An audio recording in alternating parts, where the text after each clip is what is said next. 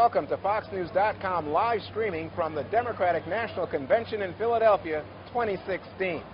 I'm joined tonight by Adam Goodman. Adam is a Republican strategist, a principal in the Victory Group, and I gotta confess, Adam and I, well, we went to the same college. I'm a little older, I'm a year older. I'm class of 76, Adam class of 77. Right, class of 77. There we go, at Haverford. So if you're watching Haverford, here's to you. I think this is where the common ground ends, though. Oh, no, that's fine. So, here's the thing.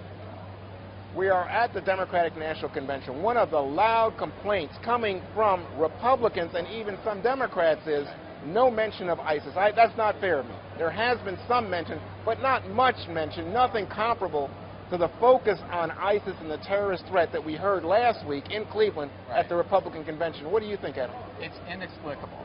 I mean, how can you not mention ISIS?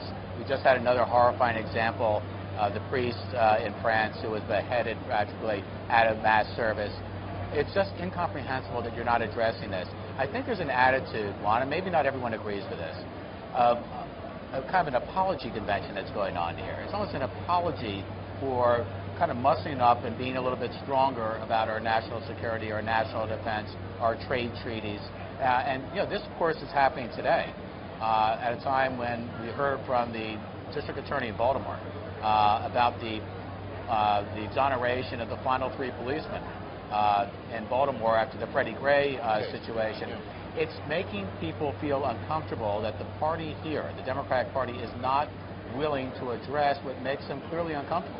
Well, the question would be, when you hear Madeleine Albright say, oh my gosh, Trump and Pence, in fact, are hurting our national security by distancing us from our Muslim allies in the Middle East, people that we need, in fact, to fight the Muslim extremists. Does Madeleine Albright have a point? Well, I think she's playing politics with the issue. I really believe, Juan, that what we need to show is a unifying element of strength in this country, that we're willing to pull together and take it on. I don't know about you, but I think the idea of showing mettle in the Middle East is more important than at times than showing diplomacy in the conventional terms. Donald Trump, as we know, for better or worse, has a whole different idea about how he wants to go at revisiting foreign policy, revisiting the treaties that, for instance, the Iran treaty, which I think is one of the worst things we've ever seen in terms of national security and in terms of Israel's security. I think it's fresh that we have an open conversation about this. That's what we're looking at. Well, you also hear Hillary Clinton in North Carolina just yesterday saying, in fact, the United States needs to show more leadership in terms of all the allies and organizing the allies instead of letting them fight the terrorists independently, to allow us to not only share intelligence but share military organizing in the fight against the terrorists. What's missing there for you, Adam? Juan, where's she been? She's been there. I think she's on this case. Oh, my gosh. I mean, the country has been in absence, in absentia, so often. When the French, when the first terrorism horror hit France a year ago, where was the President of the United States? Where was America? It was almost like an afterthought. We sent the VP on to say, hey, are you guys okay? I think we have to show up. I think we have to measure up and show up. And maybe Secretary Clinton believes that, but she's not shown that, not in this foreign policy, and I don't think this country has shown that in a while. And when Donald Trump, Juan, talks about NATO, there's been a lot of fur flying about, oh my gosh, we're going to leave NATO. All he's saying is, if you really mean it, guys, talking to all the other countries, only 5 of 28 of them are paying their fair dues, then measure up. Well, be all in. But again, when you come to NATO, you raise that point. I think a lot of people in the national security community are alarmed when they hear Donald Trump say, oh, you know, we might not be defending everybody in our NATO alliance, and that opens the door to Russia and to Vladimir Putin exercising more influence in Europe and in the Middle East. Okay, of course, the suggestion has been made, I think it's credible, that he is negotiating, Donald Trump is negotiating a stronger NATO. I think NATO right now needs leadership more than ever. I think every nation, all 28 member nations, should be in it full. They're not today. They're just not. They say the right things. They're just not there financially, and when it really counts. I think that's where Donald Trump's coming from. Well, let's talk for a second about the politics of this, because as you describe it, and I think that's the reason that Republicans are criticizing this convention, they say, hey, the Democrats look weak on foreign policy. But in fact, the United States, under President Obama, is a presence in the Middle East far and it's just not even comparable, far and ahead of any other country in the world in terms of fighting ISIS on the ground. All we know as Americans, Juan, is what we feel and what we hear. And what we hear and what we feel today is that this is a more dangerous world, that after having been assured that ISIS is on the run, they seem to be having us on the run at times in different places all over the world. I think if you poll the average American, they would say, we feel more vulnerable than ever. So let's talk about the consequence of what the president has done. I don't know what his intentions were. I mean, let's say his intentions were to a strong America, to protect us. I really believe that, actually. I think the execution of his foreign policy, and his Secretary Clinton has very much been a part of that, has been less than adequate, and American people are speaking up loud and clear. We feel less safe than ever before. We feel we need to do something else. Now, this is an interesting point, because do we feel safe? I think most Americans, as you describe it, are responding to the idea, boy, it's horrific what happened here in this country in places like Orlando. Right. So the question becomes then for you, and I'm talking with Adam Goodman, GOP strategist, principal with the Victory Group. Are you willing to put American troops in sizable numbers back on the ground in the Middle East? And what do you think the political consequence would be? Because the American people are not buying it. Well, I think this goes back before President Obama. I think President Bush, too, has to be held to account to some degree, and looking back about committing troops.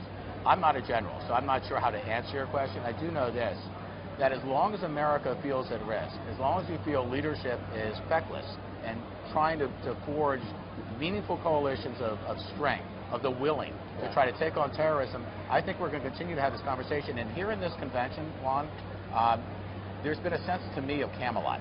It's almost like, oh, everything's great in America. Aren't we doing just great? What are we talking about here? And yet we heard from the former president, about how Hillary Clinton's going to become the change maker. Well, in foreign policy, what is she going to change? What is it about the Obama policy she hasn't agreed with that she's going to change? Well, we know from her books and her writings that she would, for example, have gone after Assad in Syria. And, of course, President Obama, after drawing the red line, did not, and the Congress never gave him authority to do it. Right. And she says she, in fact, was supported by Leon Panetta, Bob Gates, and others. But the president didn't follow. So we can imagine that she might be more hawkish. Is that fair? I read her book. Right. I think it was very interesting and illuminating, but, I think actions speak louder than words, Juan. I don't think the American people feel that her actions have measured up to her words yet. Now, if she were elected president of the United States, certainly she would have an opportunity to show that. But right now, what I'm seeing in the Democratic convention, which I did not see in Cleveland, which was a very interesting convention, the Trump convention, right? Yeah. Is that there's a sense of apology. I'm hearing from the floor that we had things to apologize for. We have to look about almost like a Kumbaya moment. We all have to pull together, and if we do, everything's going to be great.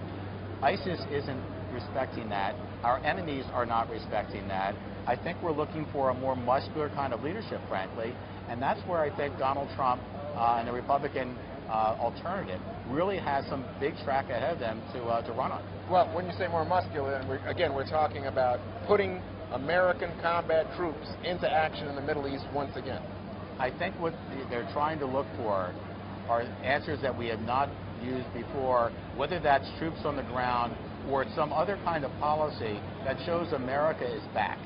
I mean, there's an attitude about it, Juan, and I think we've been missing that attitude for a long time. Now, at this convention, we just talked a little bit about what happened in Baltimore. You had the Mothers Movement, and these are mothers of black men who have died at the hands of police. And there was some criticism that, hey, why weren't there mothers of policemen who have died, some just purely assassinated, Adam, as we saw in Dallas? What do you think of this? Unforgivable. It was unforgivable that there wasn't more of a balanced approach in this convention, at least to this point. Now, maybe they'll change tonight. I don't think so. To show, what these men and women who risk their lives every day are going through and what they're willing to do. And I know you probably had the same experience, both in Cleveland and here in Philadelphia. Every time you pass a security guard, every time you pass someone in uniform, it made you feel good. I think it made you feel good that these are people who are willing to put something on the line. I think that they've had they've been lacking a leader who's willing to have their back.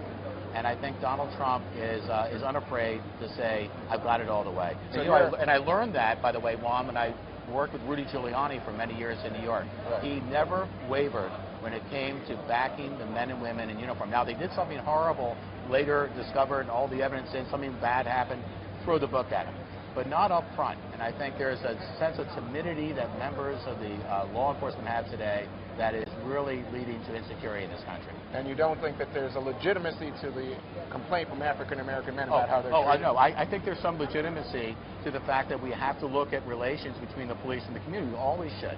Because the police are only as strong as the support for the community that they're charged with protecting. All right. Adam Goodman is a GOP strategist, a principal at the Victory Group. You can contact him at AdamGoodman3. Is that right? That's right. All right. Again, we're at the Democratic National Convention in Philadelphia, 2016. Thanks for watching us on FoxNews.com live streaming.